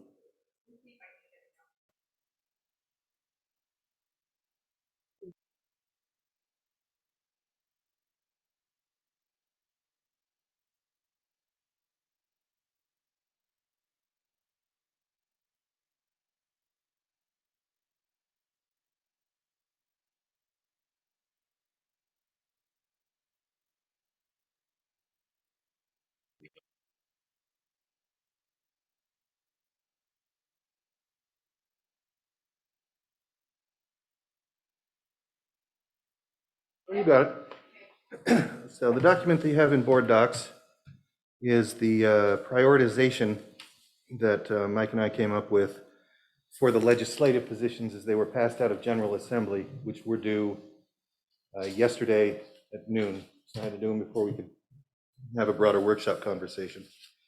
I made the decisions based on our results policies, Mike's feedback about operations, and placed student safety as our first priority, budget stability, which used to be called hold harmless, as second priority, and then funding behavioral support services and social emotional learning for students as the third. The fourth is the transportation stars formula. And I think it's worth mentioning to you that I actually heard Senator Wellman say less than confident things about the potential for reform on the stars formula this short session, but I don't know what consultations she's been having with the House about that or anything. Equity is in the fifth priority. The WASDA position is actually older than this last year. And then I also included positions related to mastery-based learning, graduation pathways. Number 8 is public option for online education. It's a new position this year. It's actually something that calls for a public option for online education that's funded at parity with basic education. And SEB at number 10. And then sort of 11 through 15 has to do with support for infrastructure, internet connection infrastructure, technology funding, diverse staff, professional development. Those, when there are 113 positions to choose from, and some of them overlap in their language,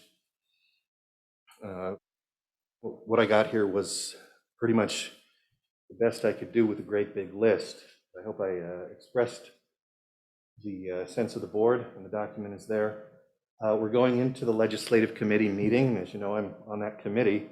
So if there's more feedback from us or from the other surrounding districts that you know about, I'm happy to be a conduit for that feedback as we get into messaging into the next legislative session for WASDA. This is your 15. And that's my 15. When does WASDA come up with their 15 based on everybody's? WASDA responds to everybody's and produces a top 10. And we narrow that down this weekend to a top 3, or sort of a messaging platform. You remember those card handouts from 2019? There'd be like 3 things that WASDA says in general, and then we let our advocates speak from the past positions. It's worth mentioning, having listened to Senator Wellman, though, is that when we get into this short session, she talked about a lot of fatigue among legislators in general, not just about education, but just in general, and a desire to have that 60-day session be about tweaks and budget adjustments that might be necessary. But she didn't have confidence for a lot of great reform.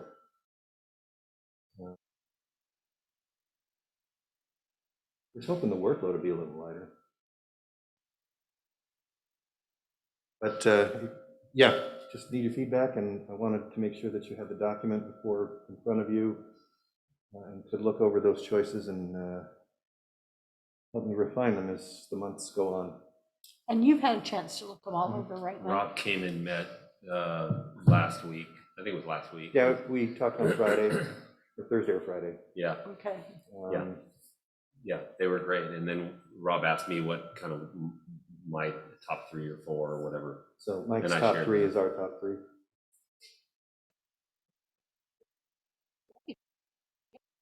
That is all. There wasn't anything on there that I thought was needed. Yeah. It's all important stuff.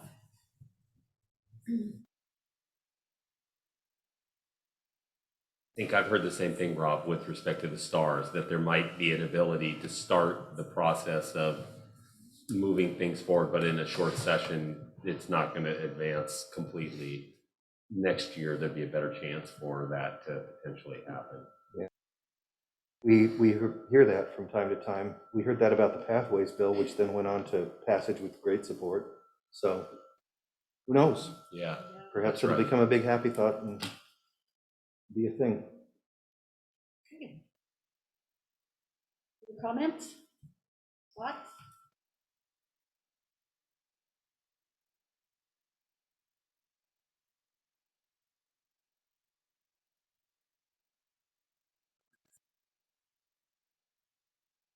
Board policies.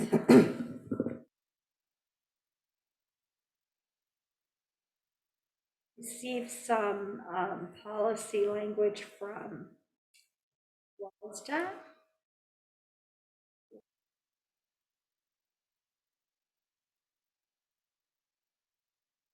There were discretionary ones, mandatory. Let's start with the ethical conduct for directors, number 1815.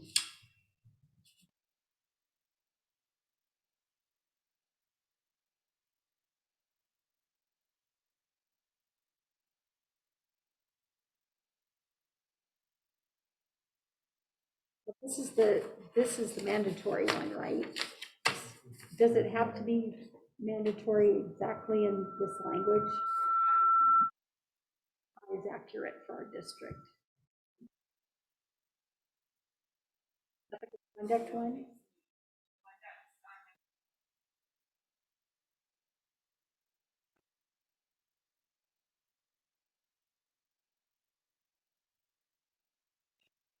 Okay, so we're on ethical conduct for school directors.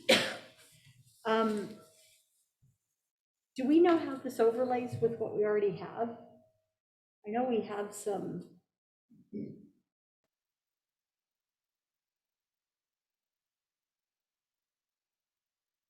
have GC7 code of conduct.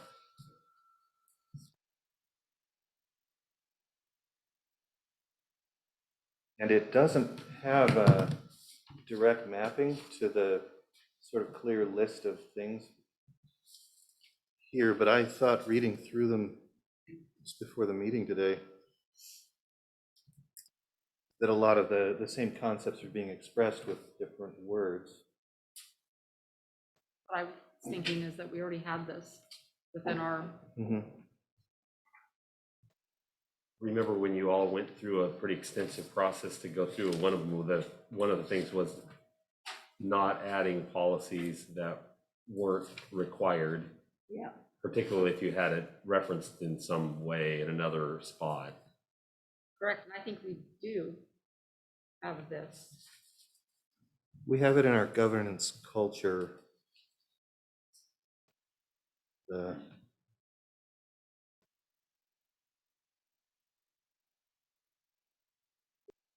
We have all of these. You're talking about under GC 7, Rob? I'm talking about GC 7, like, Yeah. this proposed ethical conduct policy reads, school directors place the public's interest before any private interest, and that's GC 7-1. Will serve the interests of the citizens of the entire school district. Greater than loyalty from your sub-district, loyalty to any other advocacy or interest groups, loyalty based on membership. So we're actually getting into more detail in our GC than it does. So we have it covered and don't need additional.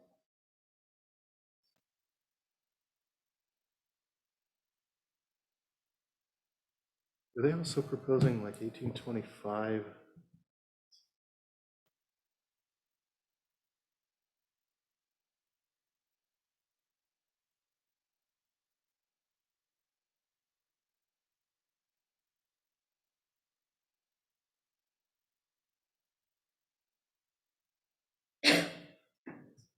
I don't think we need. To add more. I We think already have it We have code covered. of contact and we have GC8, board member conflict of interest. So that and then covers- GC 9 for board violations. Yes. So Okay. So do we feel like we don't need to move this forward for any kind of public reading? I Do we need the professional development one? think that new law requiring the, I'm on the ethical conduct one. okay, The new one I is, wanna the other finish one's the that one. equity. okay, sorry. So are we good with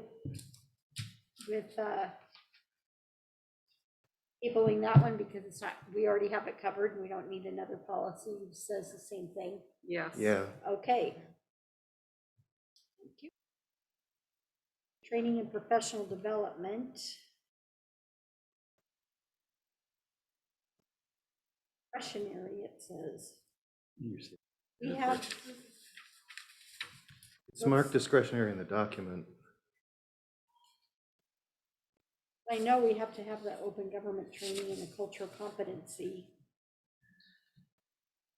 Well, this one is discretionary. This is the addressing school director violations, and then the next one, 1822, is the professional development. I know, and it also says Oh, discretionary. it on does. the Sorry, I was second looking page. at the first page. It didn't say anything.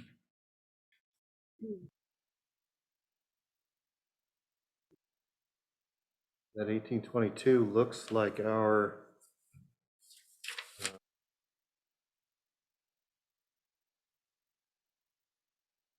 we have an 1805 open government trainings.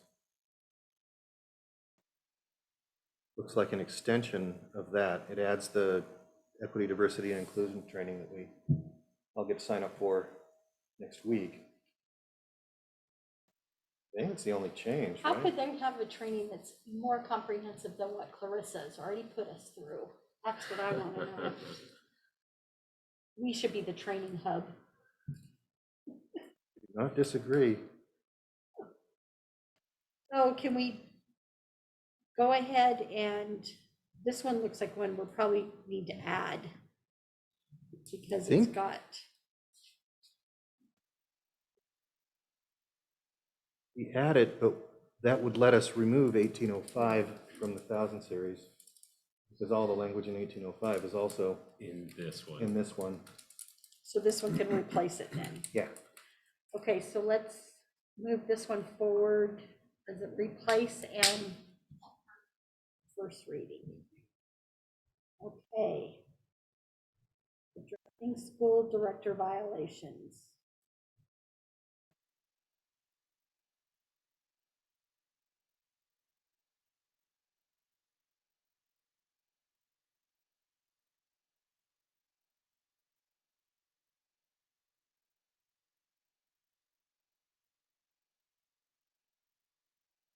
This one we have almost word for word in GC9.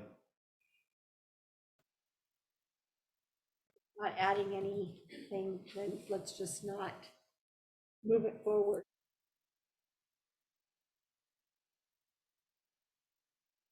GC9 up. Okay.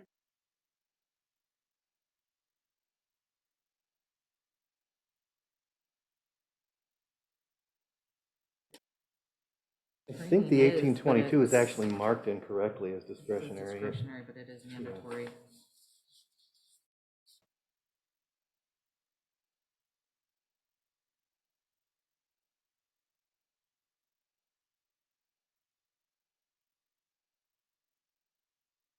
Huh? I think they don't, they have that GC9 is 1825, so. Yeah.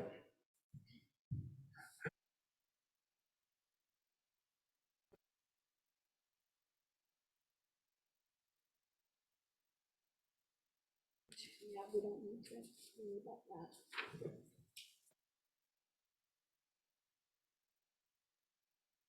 Okay, so now we're on OE.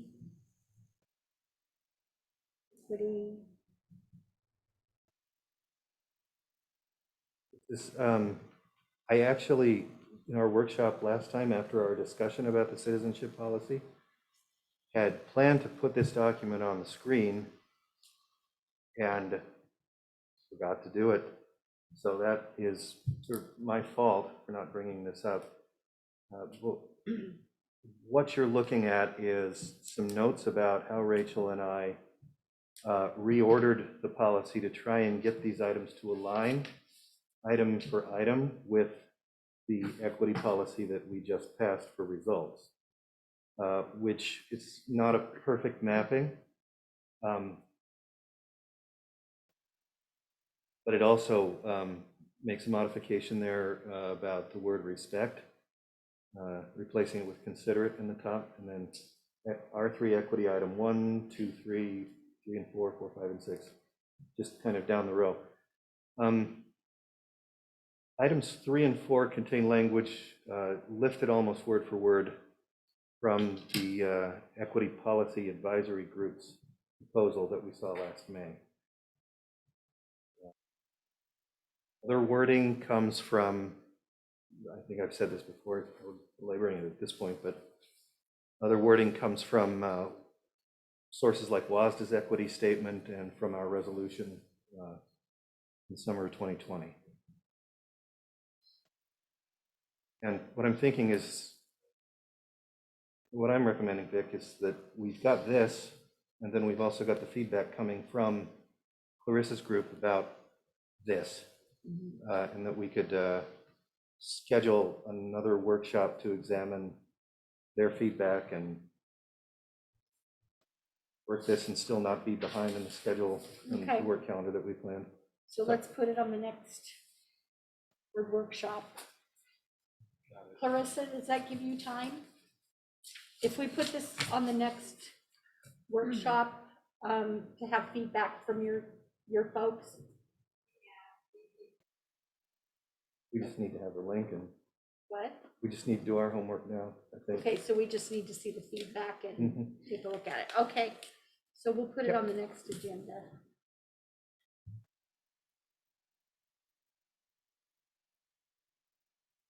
Workshop agenda. Yeah. Yeah.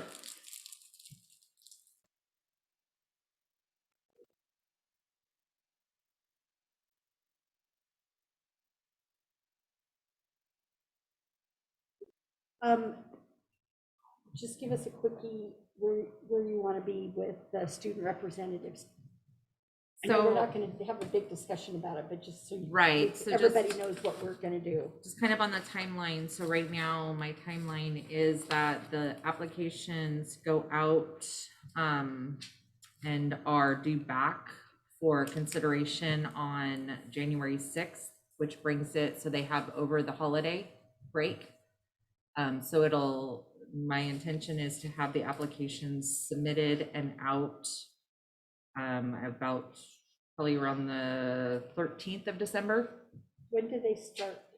They come back on the 3rd, I think. When they leave to go on break? On the 20th, I think it's the 15th. 17th, So maybe? he's like, yeah, Oh, that's okay. that week, it's the end of that week. So will we have time for people to get an announcement out so kids know about it?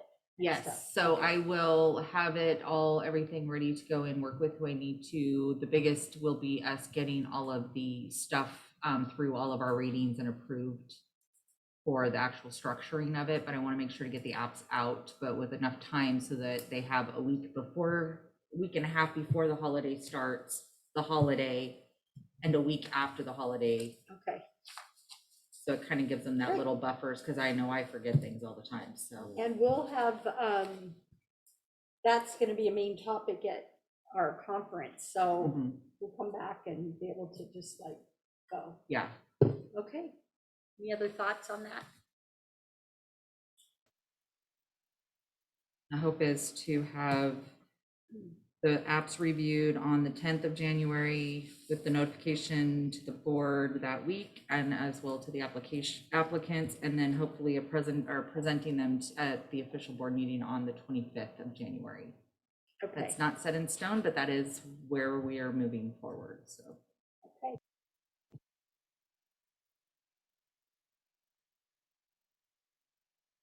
Okay, so I will go ahead and now we will leave to go into executive session.